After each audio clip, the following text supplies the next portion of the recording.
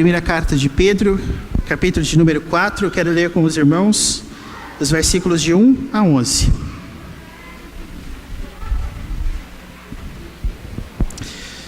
Primeira carta de Pedro, capítulo 4, versículos de 1 a 11. Nos diz assim a palavra do Senhor. Ora, tendo Cristo sofrido na carne, armai-vos também vós do mesmo pensamento, pois aquele que sofreu na carne deixou o pecado, para que no tempo que vos resta na carne já não vivais de acordo com as paixões dos homens, mas segundo a vontade de Deus.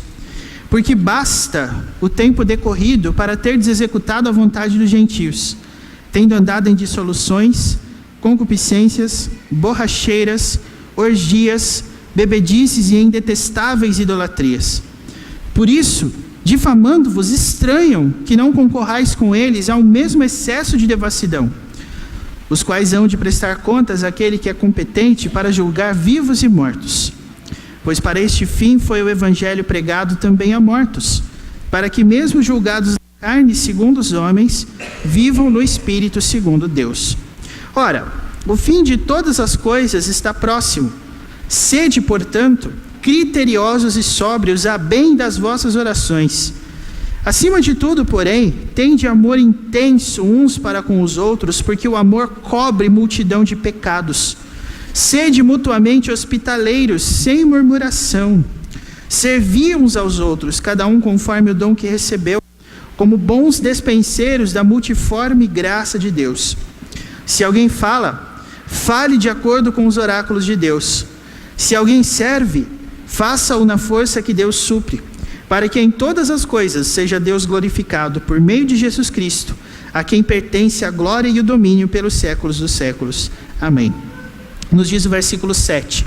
Ora, o fim de todas as coisas está próximo. Sede, portanto, criteriosos e sóbrios a bem das vossas orações. Vamos orar mais uma vez, meus irmãos. Glorioso Deus, nós queremos mais uma vez agradecer-te por tantas e tantas manifestações graciosas do teu amor e da tua misericórdia para conosco. E nós suplicamos agora por esse momento onde a palavra vai ser exposta depois de ter sido lida, e nós oramos para que tudo aquilo que for dito aqui venha do teu Espírito para a edificação da nossa vida e para a construção de um caráter santo na pessoa de Jesus Cristo em cada um de nós. Tudo isso nós te pedimos em nome de Jesus. Amém. Meus irmãos, eu tenho dito já desde o começo do mês que o tema que nós vamos trabalhar a partir de agora é a comunhão. E eu tenho um foco bastante específico nos cultos da noite, que é a oração. Nós tentamos na semana passada, ou melhor, na retrasada, uma vez que na semana passada nós tivemos pastor visitante, tratar aqui da nossa vida de oração não como sendo algo puramente e simplesmente individual. Não somos nós que definimos a saúde da nossa própria vida de oração, mas a vida de oração só é efetiva se nós tratarmos isso à luz da comunhão. Orar sozinho não é e nunca foi o ensinamento da palavra de Deus sobre isso, porque todas as vezes que nós vemos como Deus trata dos relacionamentos humanos a nível de sociedade e igreja, nós sempre vamos concluir que o casamento, por exemplo, são duas pessoas que se tornam uma só carne. Nós temos a igreja como a comunhão dos santos, que é um só corpo, um só espírito, um só coração, um só batismo. Então nós não temos em nenhum lugar da Bíblia algo que diga que a saúde da nossa vida de oração é o tanto que nós oramos de maneira individual. Não é que não é possível ou que não se possa orar de maneira individual, mas a oração é efetiva apenas quando nós contemplamos a comunhão. E eu quero continuar falando sobre oração, agora com base nesse texto, colocando aqui o seguinte tema: como é a oração sóbria? Nós encontramos essa palavra no versículo 7. O texto fala que nós devemos ser criteriosos e sóbrios a bem das vossas orações. Ou seja, a nossa vida de oração é afetada pelo nosso comportamento em alguns aspectos que eu gostaria de poder discorrer com base naquilo que nós encontramos nesses versículos. E a primeira coisa a ser dita, meus irmãos, é que muito embora oração não seja o tema principal da primeira carta de Pedro, oração é contemplada nessa carta pelo menos 2 momentos. Se você ver, a oração está contida aí no capítulo 3, no versículo 7, e também nesse texto que nós lemos, capítulo 4, versículo 7. E você observe que quando Pedro fala a respeito de oração, Pedro está colocando a qualidade, a intensidade da nossa vida de oração, vinculando-a a algumas coisas que às vezes a gente pensa que não tem vínculo ou que são 2 pontos distintos da nossa vida. Perceba que quando Pedro fala sobre oração no capítulo 3, no versículo 7, ele está falando aos maridos. E ele está dizendo aos maridos: vivam a vida comum do lar com discernimento. Essa é a parte que as mulheres gostam, né? Mas observe a sequência do versículo: e tendo consideração para com a vossa mulher como parte mais frágil. Observe como isso é interessante. Se por um lado as mulheres olham para os maridos falando que eles devem viver a vida comum do lar, dizendo, viu? Os homens rebatem isso dizendo, e vocês são a parte mais frágil. E o que é legal, meus irmãos, é que é a Bíblia que diz isso. Então não se trata de um construto social, não se trata de uma visão sociológica, mas se trata da visão bíblica. E por que a Bíblia trata a mulher assim, como a parte mais frágil? Obviamente, desconsiderando qualquer tipo de comentário do tipo, é porque os autores da Bíblia são machistas. Se alguém aqui sair com uma conversa dessa, depois a gente aqui conversa ao final, porque a Bíblia não dá abertura para que você chegue a essa conclusão. Mas o ponto aqui, meus irmãos, é que a oração é algo que faz parte do casamento. Quando cada um, marido e mulher, entendem qual é o seu papel dentro do casamento, as orações ficam melhores. O texto fala no versículo 7 que os maridos, tendo como consideração para com a vossa mulher como a parte mais frágil, eles devem tratá-la com dignidade, porque eles são juntamente herdeiros da mesma graça de vida, para que não se interrompam as vossas orações. E antes que você saia daqui achando que a Bíblia está mandando os maridos lavarem a louça, não é isso que é a vida comum do lar. Essa é uma palavra que aparece, eu digo uma palavra porque, muito embora viver a vida comum do lar no português seja uma frase inteira, essa aqui é apenas uma palavra no idioma grego original. E ela só aparece nesse lugar da Bíblia. O objetivo dela é dizer aos maridos, vivam junto com as suas esposas. Viva com as suas esposas. No seguinte sentido, o papel do marido dentro da sua casa é sustentar o seu lar de maneira comportamental, de maneira moral, de maneira espiritual. Ou seja, esse versículo não vai ser obedecido pelos maridos se eles forem apenas bons companheiros de cozinha. Mas eles serão obedientes a esse mandamento bíblico quando eles entenderem que quem sustenta o lar espiritualmente é o marido. Meus irmãos, a Bíblia nunca disse que a função do marido é trabalhar para trazer o pão. Por uma simples razão, quem traz o pão para o seu lar é Deus.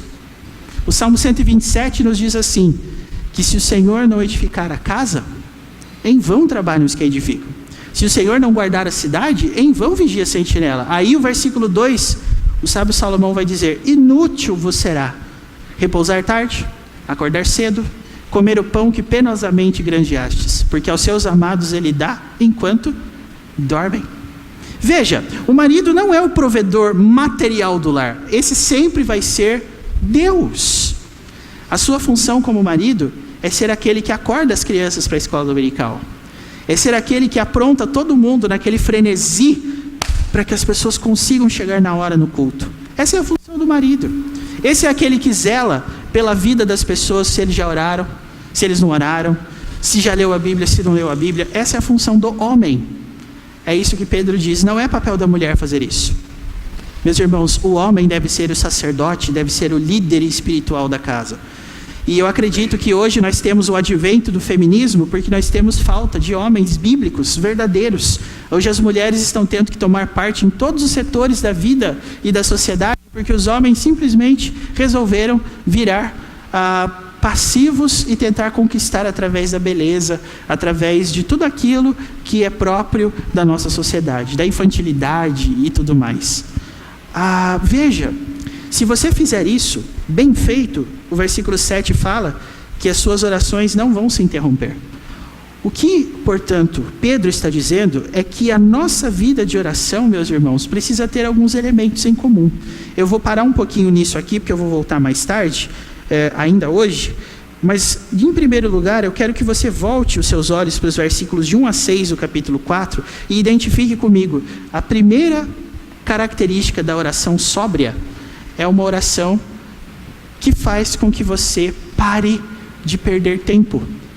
Sabe como é que nós encontramos esse dado no texto? O versículo 3 fala assim: basta o tempo decorrido para terdes executado a vontade dos gentios. O apóstolo Pedro está falando àquele público para que eles então acordem quanto ao seu procedimento e entendam que a partir do momento em que eles veem a fé, eles precisam ter um comportamento diferente do comportamento daqueles que não têm.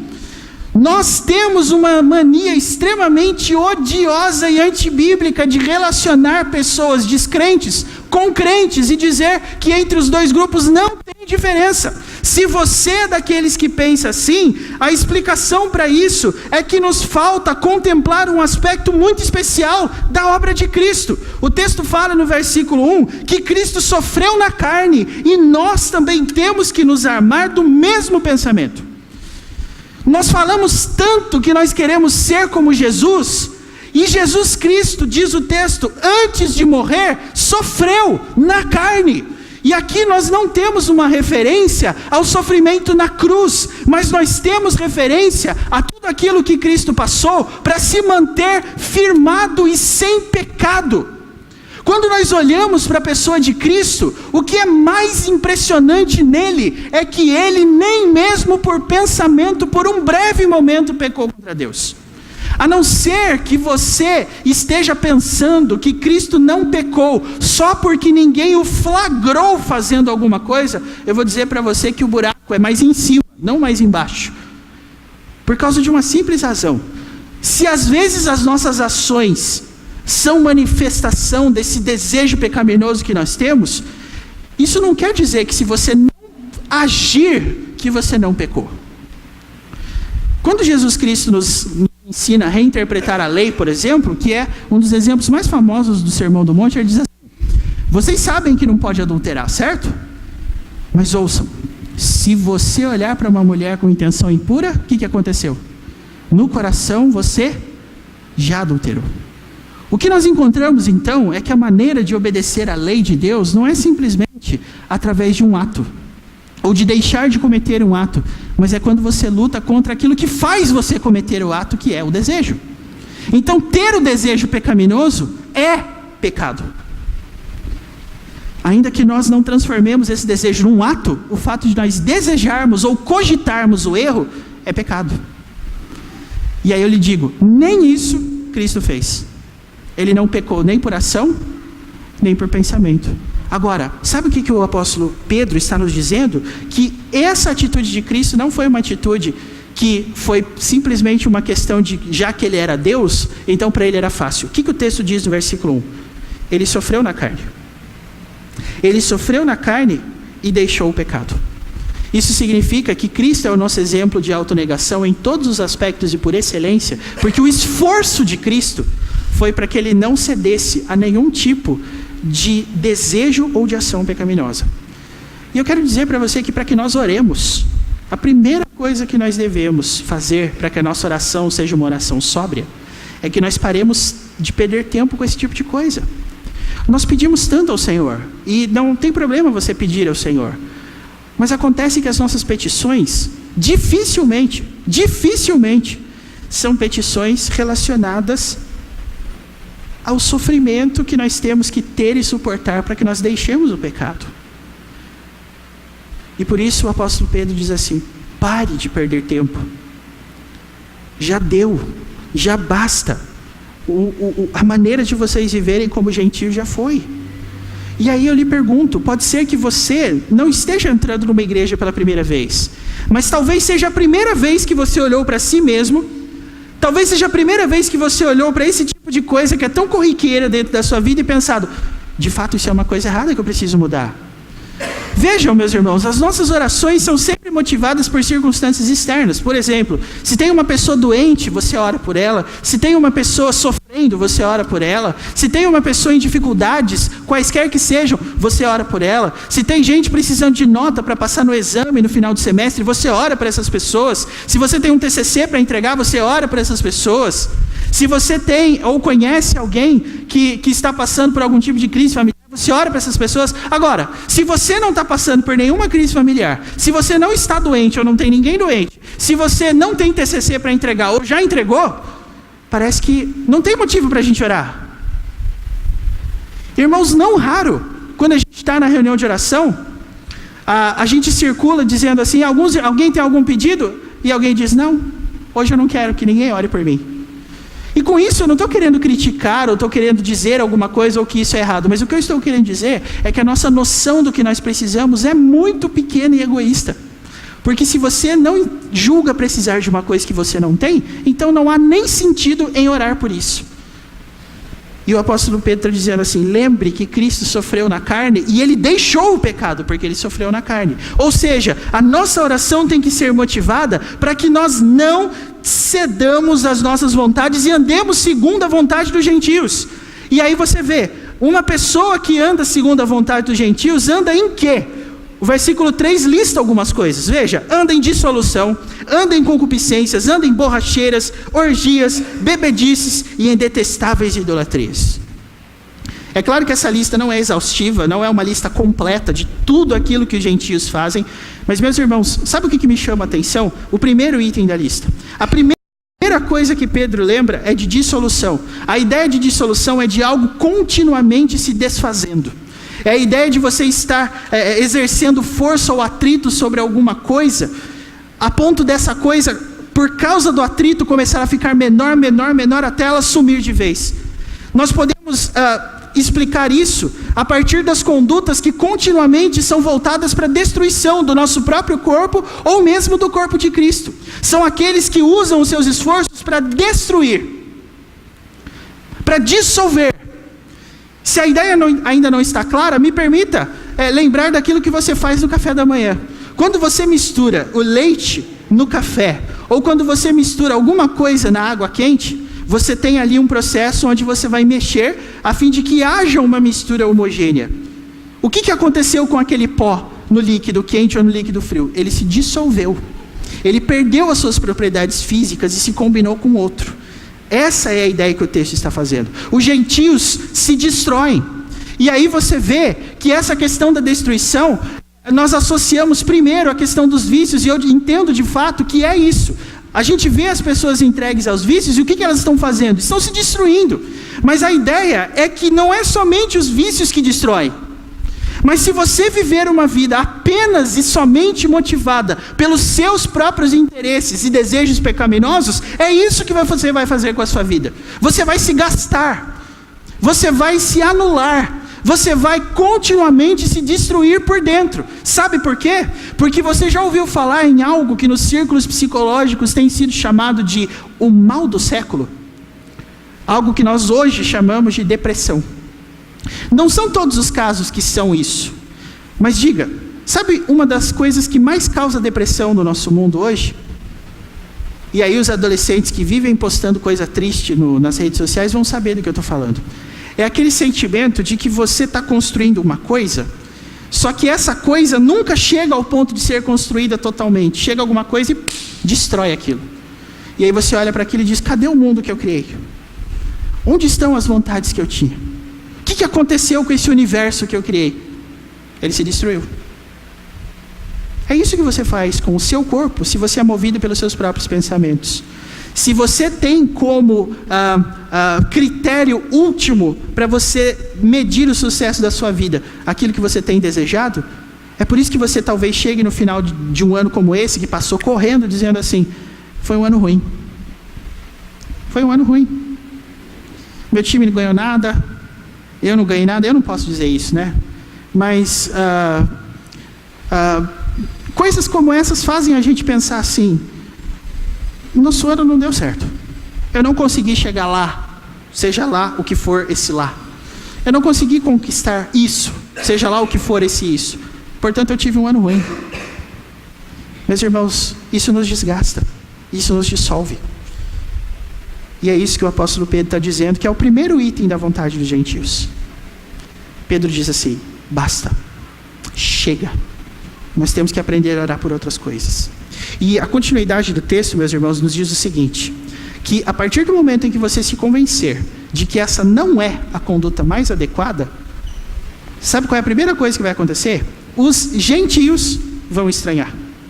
No dia em que você parar de ser uma pessoa comprometida consigo mesmo, a primeira coisa que você vai ter é o estranhamento dos gentios, porque é claro, se eles estão afastados de Deus e estão mortos, então eles não conseguem nenhum tipo de relacionamento pessoal com Deus.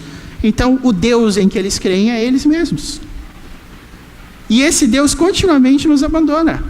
A gente se sente muito senhor do saber em alguns momentos, e aí vem as intempéries da vida e a gente acaba descobrindo que nós não somos do jeito que nós pensamos.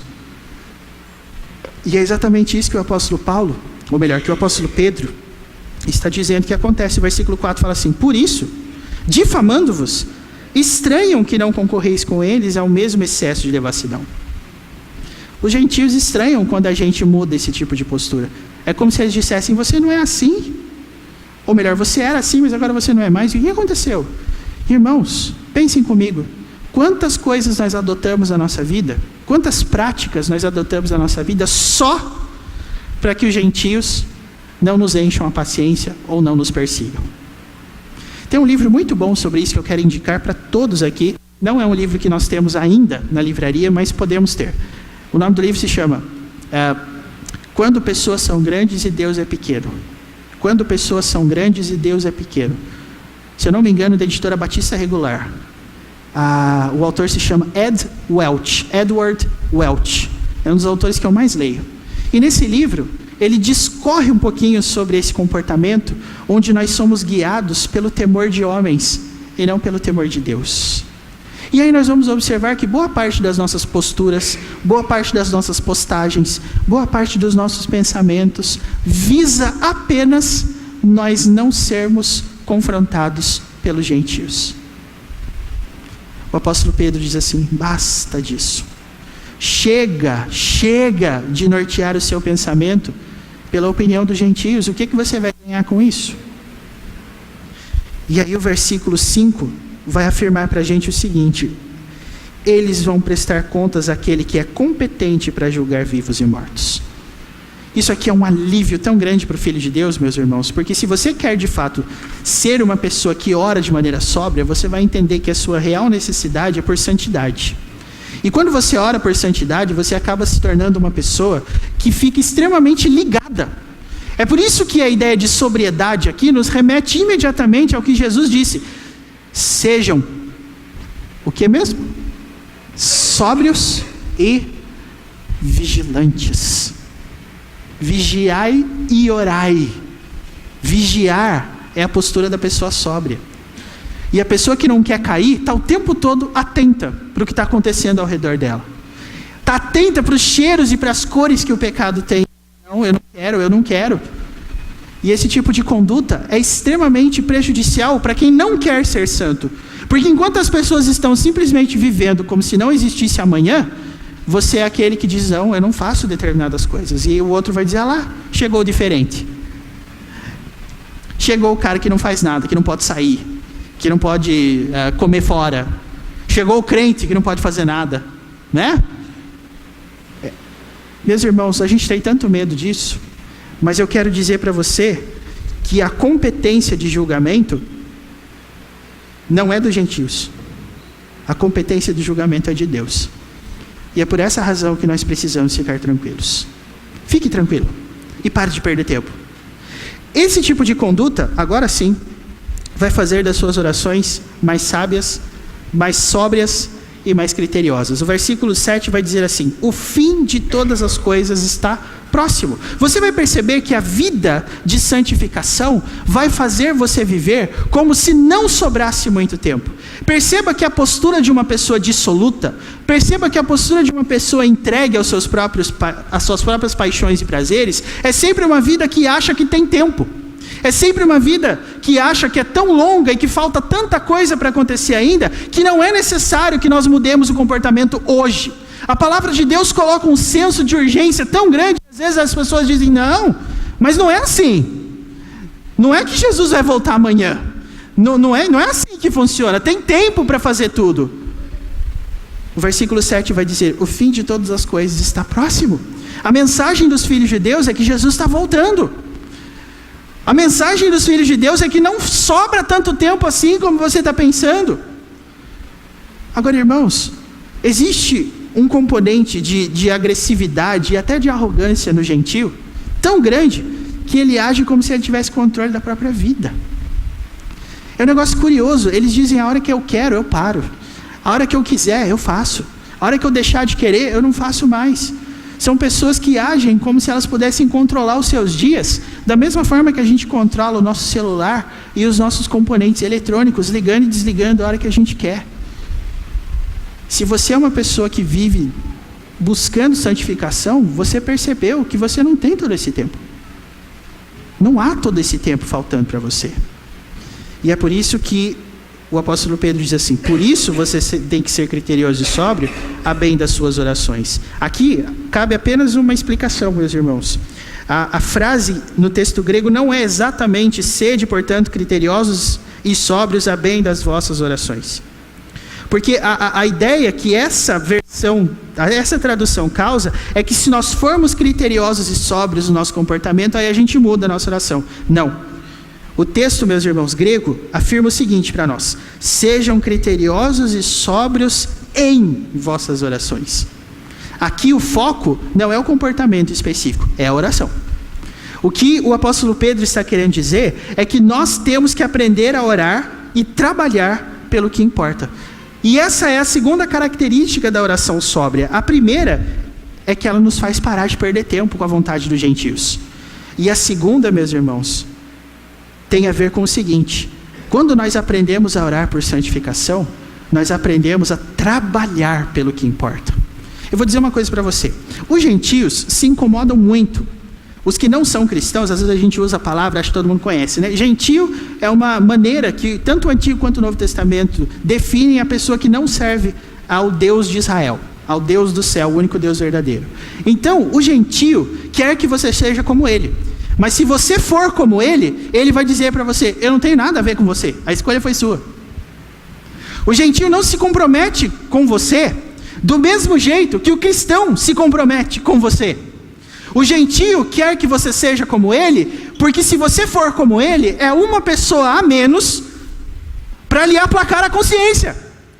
Porque é só você ver o seguinte: imagine que você está indo com 5 pessoas para tomar ou para comer alguma coisa.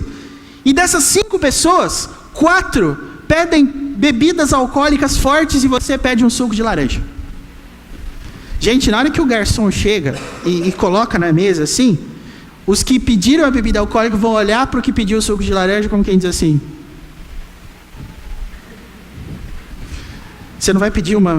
Não, eu não quero, eu vou beber suco de laranja. E irmãos, aqui, olha, eu não estou fazendo lobby a favor ou contra, tá? Só estou dando um exemplo. Agora, se você se incomodou com esse exemplo, então seja sóbrio, seja criterioso, né? Mas voltando para o ponto principal da história. Veja, quando você tem um diferente no meio das pessoas, esse que é diferente acaba ganhando um destaque.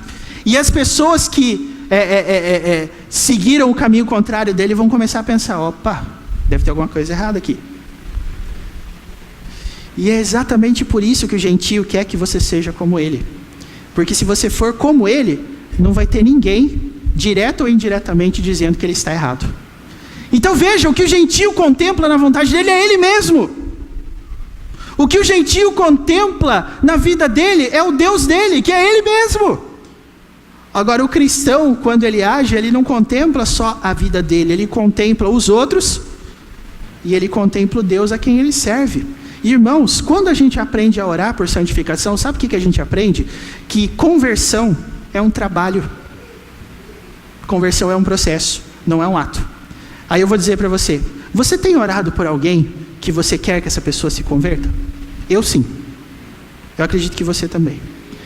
Aí eu lhe pergunto: como é que você acha que Deus vai responder a sua oração?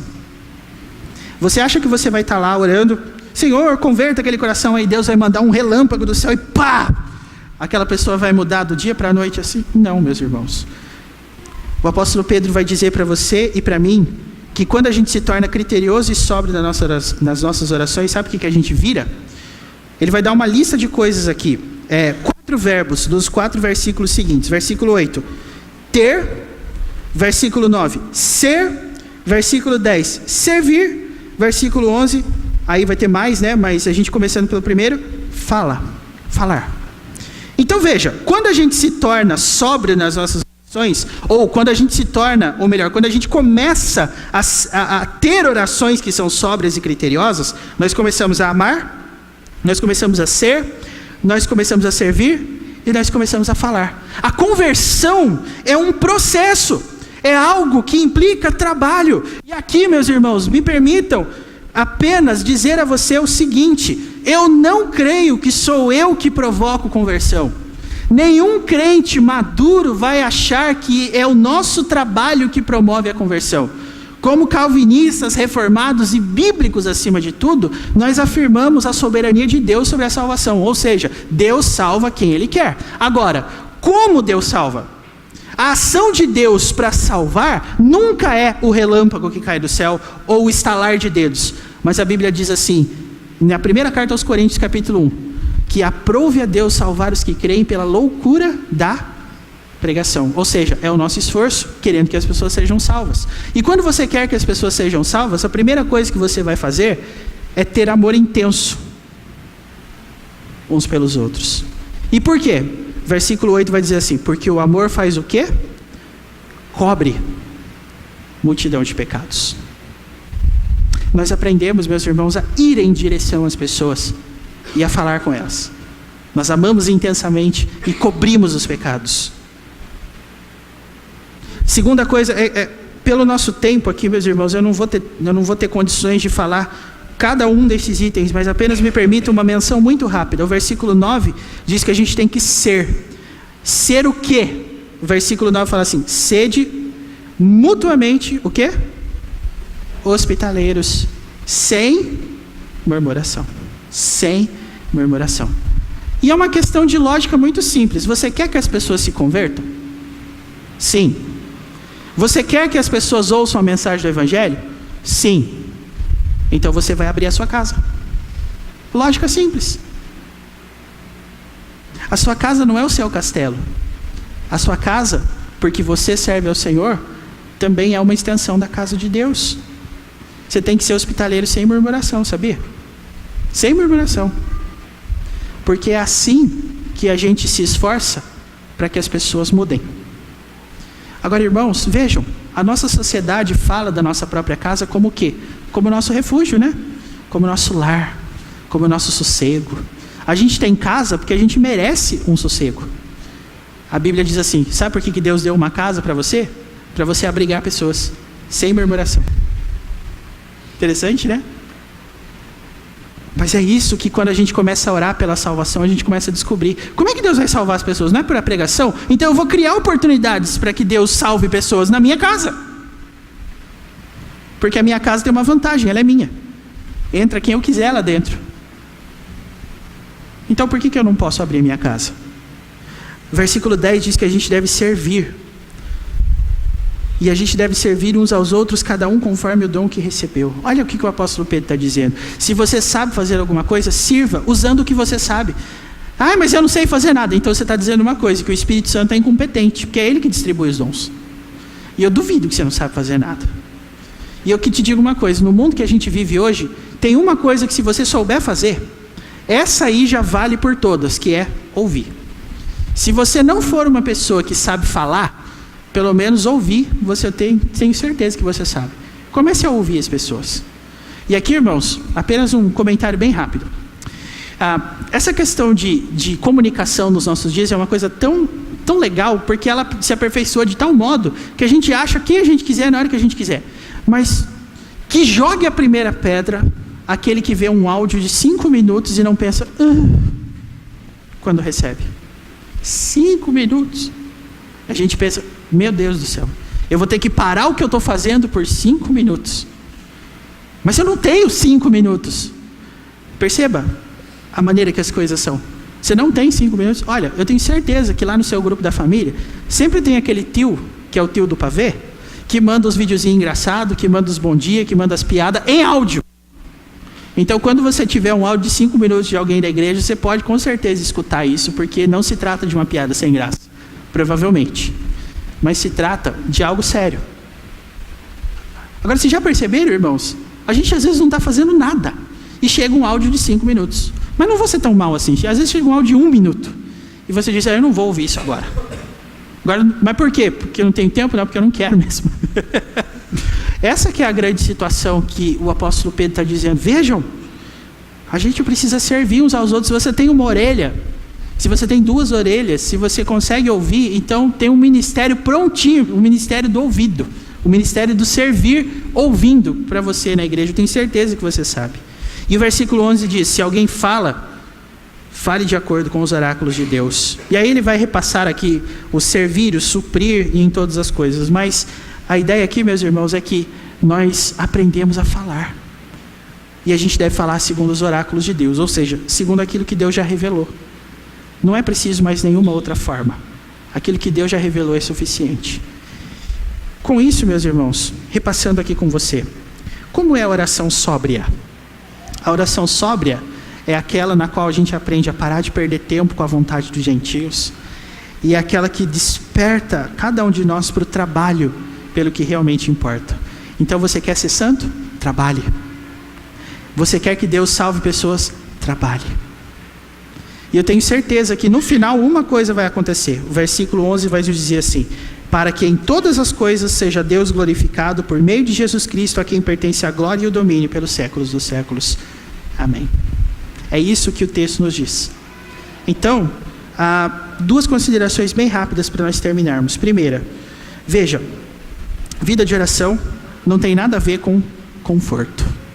Cristianismo não tem nada a ver com conforto. Nós não escolhemos o cristianismo porque ele é a melhor opção. Nós escolhemos o cristianismo porque é a opção verdadeira. Simples assim. Se você não aceita o cristianismo, você não tem um problema com a liturgia do pastor, você não tem um problema com o pastor, e você não tem um problema com a igreja, você tem um problema com Deus. Você tem um problema com a verdade de Deus. Esse é o seu problema. Se você não aguenta o que nós fazemos aqui toda semana, e não é por causa do calor, o seu problema é com a verdade de Deus.